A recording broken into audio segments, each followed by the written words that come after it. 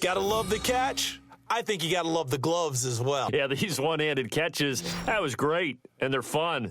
They're becoming a little more ho-hum, aren't they? Yeah, they really are. And I know that it sounds like we're taking credit away from the guys, and we don't mean that at all. They really work hard on this one-handed catch thing, but I think the gloves have to be helping in a big way. And he's such a talented tight end, just creates tight matchups on the other side. He's so good that when we say tight end, we're almost damning him with faint praise because he can do it all. He's as good as any receiver in the NFL. Well, that's the deal. He's a wide receiver, just in a bigger body. Bigger body, and who's going to cover him? When I sit in the film session, I just look at the coach and say, really? You going to yell at me?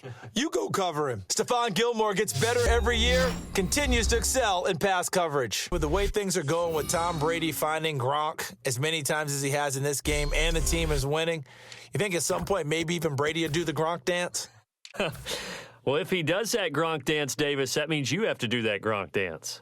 Trust me, partner, no one wants to see me do the Gronk dance.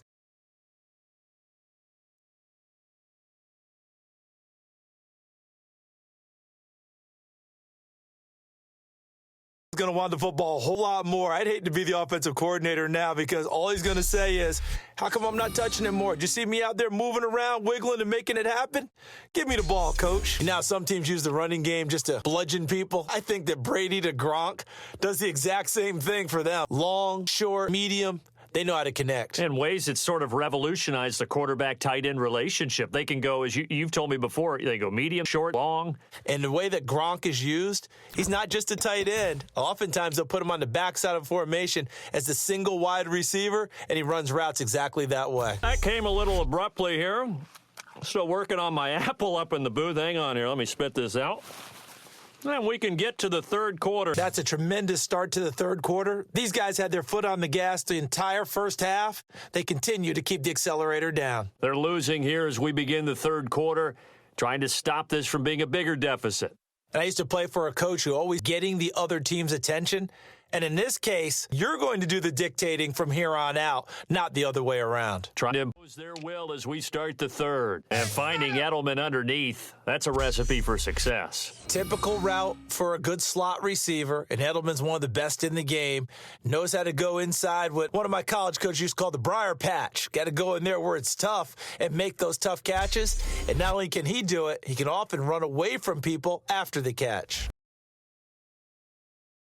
At this stage of the game in the second half, down 3 scores, I guess they felt like they needed to push. And let's face it, with this deficit, if they give up another score after they didn't get it, does it really matter? It really doesn't. They had to go and try and make something happen if they had any chance of winning this game. And the returner has that invisible shield around him. He deserves that space. Didn't have it there. That's why the penalty comes out. Awareness goes on both sides. Of the guys chasing it down have to know whether the ball is going to be caught so they don't contact the punt returner.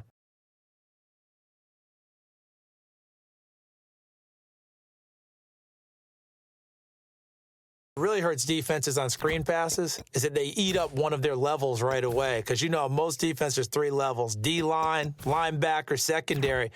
But on a screen pass, you're inviting the defensive line to get past them, and then you throw the ball over their heads. And now there's just 2 levels left to try and stop big guys out in front of a guy running with the football. Let's just make this one simple. Could he be any more open than he was on that play? Yeah, they lost him going to the outside. Hard to believe because you go through your accounting on each and every defensive snap. That was totally a blown coverage. He's played a great game. It continues right there, even with this lead, confident to throw the pass and have the reception made. There's no doubt who the leader of their team is there? There's no doubt who they want to ride all the way to the finish because strategy would tell you run the football, run the clock down. Instead, they're letting him throw it because they feel that confident in what he's getting done.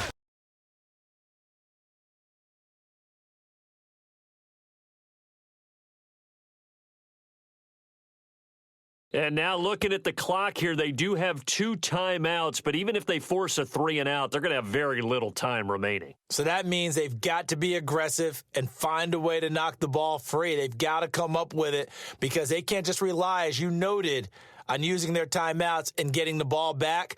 They might not have any time to mount an attack, even if they do play it that way. They're down here in a 1-score game, but the time, it's a factor, but it's not a huge factor right now, is it? It's really not because this amount of time gives them a chance to run their offense, to go through sequence. And this is what they work on every week in practice, usually on a Friday. They go over this type of a situation. What are we going to do when we have the opportunity? They've called these plays a bunch of times. Now's their chance to execute them. Yeah, they have the opportunity now. Here's the execution. How much you won by. They just want to know, did you win? And that they did.